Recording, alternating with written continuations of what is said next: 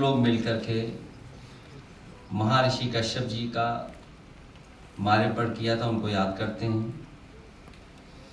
निषाद राज जी का याद करते हैं, राजा गुरुराज निषाद जी का। सम्राट अशोक जी की जयंती पूरे प्रदेश में, पूरे देश में जगह जगह लोग मना रहे हैं। सम्राट अशोक जी को याद भी कर रहे हैं। उसके बाद हम लोगों ने एक बेटी, उसको सम्मान करने का काम किया है। इधर ये वीडियो दिखाने का मकसद यही था कि जो लोगों ने जीरो टॉलरेंस का नारा दिया था कानून व्यवस्था को लेकर के, जीरो टॉलरेंस करप्शन को लेकर के, दोनों ही चीजें उत्तर प्रदेश में जीरो हो गई। ये कोई पहली बार नहीं कहा जा रहा है। उत्तर प्रदेश में कानून व्यवस्था को बेहतर बनाने के लिए नारे के माध्यम से सरकार ने जो जीरो टॉलरेंस की पॉलिसी का नारा दिया था, अगर पिछला रिकॉर्ड उठा करके हम देखें तो ये नारा ही जीरो हो गया है। बहुत कम ऐसा देखने को मिलता होगा कि पुलिस ही फिरौती के लिए अपहरण कर रही हो, पुलिस फिरौती के लिए अपहरण कर रही हो और पुलिस पर ही एफआईआर कर रही हो, पुलिस पर ही छापा पड़ रहा हो, पुलिस को तलाश कर रही हो, तो आप बताओ ये जीरो टॉलरेंस कहां बचेगा? और जो वीडियो हमने देखे हैं तो ये तो 1, 2, 3 दिखा पाए हम लोग। आपसे बेहतर कौन जानेगा कि पूरे प्रदेश में कोई कानून व्यवस्था की चीज नहीं, कहीं न्याय नहीं मिल रहा है। और उसका परिणाम यह है कि लोगों को भटकना पड़ रहा है। और इधर जो देखने को मिल रहा है, बीजेपी के लोग बीजेपी से ही नाराज हैं। बीजेपी के लोगों को भी नहीं न्याय मिल रहा है। बीजेपी के खिलाफ खड़ी हुई है। और करप्शन का ऐसा नजारा किसी ने नहीं देखा होगा, किसी सरकार में नहीं हुआ होगा कि एक आईएएस अधिकारी को पकड़ लिया गया, उसके बीच के जो हिसाब किताब बनाता था, या दलाल बोले या कोई और दूसरा शब्द बोले, जो मैनेजमेंट का काम करता था, उसको पकड़ लिया गया। और सुनने में आ रहा है कि वो केवल एक आईएएस अधिकारी का मैनेजमेंट नहीं करता था, कई लोगों का वो मैनेजमेंट करता था। ये भ्रष्टाचार का मामला नहीं था। ये जो बंटवारे में झगड़ा हुआ, उसका वजह से ये पोल खुल गई। जो बंटवारे का झगड़ा था, उससे पोल खुली है। ये बातें मैं इसलिए कह रहा हूं कि जब भारतीय जनता पार्टी खुद मान गई है कि उनका 80-20 का भी नारा नहीं चलने वाला है। जो 80-20 का नारा देते हैं, 46 में 56 बोलने वालों से मैं पूछना चाहता हूं कि जो 80-20 का नारा है, हम लोग 80 में आते हैं कि 20 में आते हैं?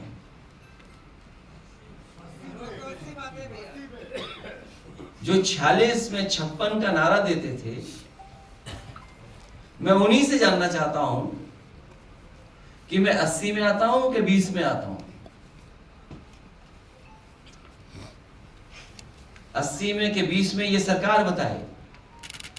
लेकिन सच्चाई तो ये है, सरकार ने हाथ खड़े कर लिए और सरकार ने लाइसेंस दे दिए कि जितना चाहे प्राइवेट लोग खरीद लें गेहूं को या किसान की फसल, जबकि सरकार की जिम्मेदारी है। सरकार ये भी तर्क दे सकती है क्योंकि बाजार में कीमत अच्छी मिल रही है या प्राइवेट में मिल रही है, तो सरकार क्या कर रही है अपने खजाने को लेकर के, या इतने बड़े बड़े जो संसाधन उनके पास, बेरोजगारी, नौकरी कितने बड़े पैमाने पर है। अभी कल ही मैं पढ़ रहा था पलायन रिपोर्ट उत्तराखंड की, 1000 से ज्यादा शिक्षक भर्ती नहीं हो पाए वहां पर।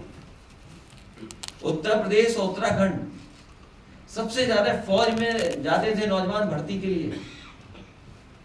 आज बताइए, अग्निवीर जैसी व्यवस्था लागू है। जिस नौजवान को पक्की नौकरी, पक्की वर्दी मिलती, इस विषय पे वो चर्चा नहीं चाहते।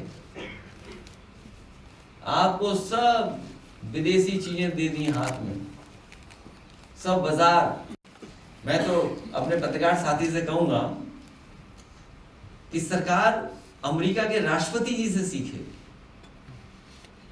अमेरिका के राष्ट्रपति जी से सीखे कि अपने देश की अर्थव्यवस्था बचाने के लिए वे दूसरे देशों पे पाबंदियां लगा रहे हैं। तो उन्हीं से सीख करके भारत को भी क्या चीन पे पाबंदी लगानी चाहिए कि नहीं लगानी चाहिए, अपने बाजार को, अपनी अर्थव्यवस्था को बचाने के लिए। हमें सीखना चाहिए अमेरिका जैसे देश से कि हमें भी उतनी ही पाबंदी लगा देनी चाहिए दूसरे देशों पर, अपनी अर्थव्यवस्था बचाने के लिए। अखिलेश जी, जहाँ उत्तर प्रदेश में जंगल राज कायम है, वहीं सरकार 8 साल बेमिसाल का नारा दे रही है, क्या कहना है? 8 में 2 जीरो होते हैं, जब 2 जीरो मिलते हैं तब 8 बनता है। ये डबल इंजन जीरो है यूपी में। मैंने एक प्रतिष्ठित अखबार में देखा ऐड, और प्रतिष्ठित अखबार ने ये लिखा कि 17 एक्सप्रेसवे हैं यूपी में, 17 एक्सप्रेसवे बन रहे हैं। मैंने कई लोगों से जानकारी की, चर्चा की, उसके बाद पता लगा कि 17 एक्सप्रेसवे नहीं बन रहे, झूठ के एक्सप्रेसवे बना रहे हैं लोग। अभी मैं एयरपोर्ट से लौट के आ रहा था तो एक होर्डिंग लगी हुई थी, उस होर्डिंग में लिखा था कि 6 बन चुके हैं, 7 निर्माणाधीन हैं। तो 7 और 6 कितने हो गए? 13। तब भी 4 नहीं है, तो तभी मैंने सोचा 4 सपनों में बना रहे हैं भाई। प्रतिष्ठित अखबार हम सब देखते हैं, उसमें ऐड था सरकार का 17 का। आज विज्ञापन, बड़ी बड़ी होर्डिंग लगी है कि 6 निर्माण हो चुका है, मतलब बन चुके हैं, और 7 निर्माणाधीन हैं। तो 4 बजे सपनों में बनेंगे। ठीक है। योगी जी कह रहे हैं महाराजगंज में कि जीरो पॉवर्टी स्कीम लाएंगे और अगले 3 साल में यूपी से गरीबी खत्म कर देंगे। मैं वो बिटिया अगर न गई हो तो उससे मैं कहूंगा सरकार से अनन्या बेटी को और उसके परिवार को जीरो पॉवर्टी योजना से जोड़ दें। और इसी समय में ये भी मांग करूंगा कि प्रधानमंत्री जी ने लाल किले से कहा था कि हम प्रधानमंत्री आवास हर गरीब को दे देंगे और पहुंचा देंगे। तो मेरी मांग होगी और हम सबकी तरफ से मांग होगी तो उस बेटी और उस परिवार को और उस गांव में जितने लोग हैं जो गरीब हैं उन्हें प्रधानमंत्री आवास दे देना चाहिए। सर, बच्ची को किस मार्ग में सम्मानित किया गया है?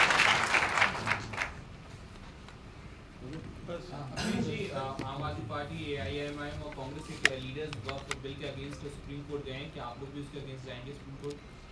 ये अधिकार है और मुझे उम्मीद है कि मुस्लिम संगठन भी बहुत सारे लोग जा रहे हैं, हम उनके साथ हैं।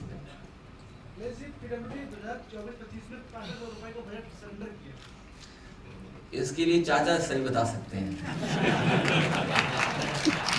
और EVWD का भ्रष्टाचार तो पता नहीं कहां पहुंच गया है।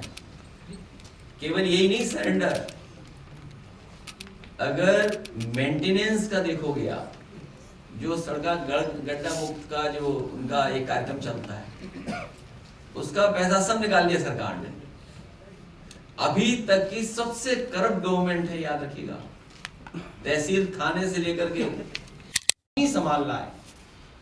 सेंसस की आप देखते हुए कहां रुक गया है।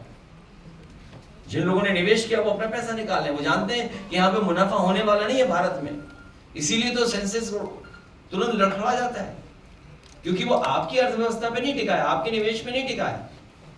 जो मुनाफा कमाना चाहते हैं उनके निवेश पे टिका हुआ है। जब उनको लगता है कि भारत में निवेश पे हमारा मुनाफा नहीं हो रहा तो वो पैसा बाहर ले रहे हैं। इसलिए ये सरकार कम्युनल रास्ता अपना रही है।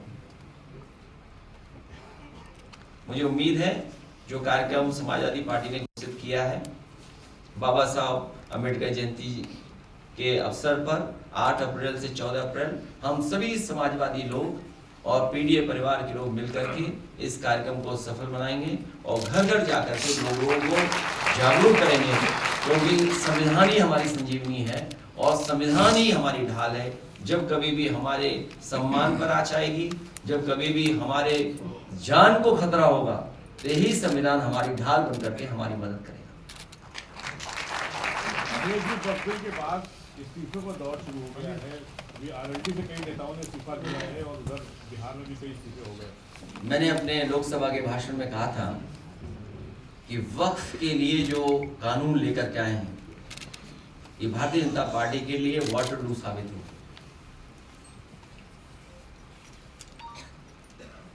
अभी अखिलेश जी, आपके दलित सांसद के घर पर जो है तोड़फोड़ की गई है और उस तोड़फोड़ में जो है इनका दिखाती है कि जब असलियत से बात करो उनसे, पार्लियामेंट में बात करते हैं सांसद लोग, तो बाहर आके वो तोड़फोड़ करते हैं और घर जलाने की कोशिश करते हैं, तमाम इस मुद्दों को भटकाने की कोशिश करते हैं। इस पे आपका आज तुम नंबर 2 पे रह गए।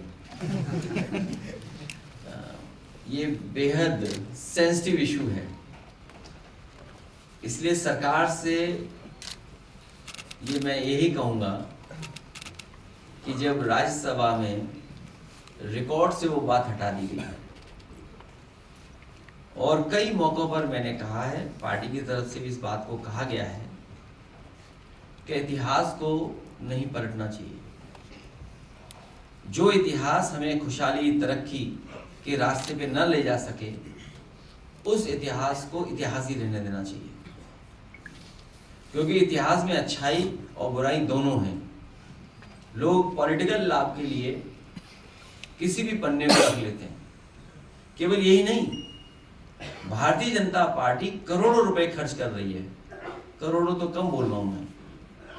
उनके बहुत सारे सीनियर लीडर्स जो यूपी के बाहर भी हैं, अन्य प्रदेशों में भी बैठे हैं, दिल्ली में भी हैं, गुड़गांव में भी हैं, उनके सेंटर्स हैं, वो करोड़ों रुपए खर्च करते हैं सोशल मीडिया पे बदनाम करने के लिए। इधर आपने देखा होगा, जब से वक्फ का बिल पास हुआ है और जो इतिहास को लेकर के चर्चा देश में छिड़ी है, बड़े पैमाने पर सोशल मीडिया से लेकर के और जगह पर बहुत सारा प्रचार किया जा रहा है, समाजवादियों के खिलाफ, कांग्रेस पार्टी के खिलाफ, इंडिया गठबंधन के खिलाफ।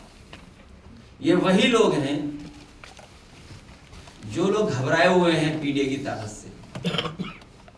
ये पीडीए की ताकत, और जिस दिन हमारी सरकार में बैठे हुए लोग ये बता देंगे कि 80 में हम हैं कि 20 में हैं, तो हम उन्हें बता देंगे कि 90 किधर है, 10 किधर है।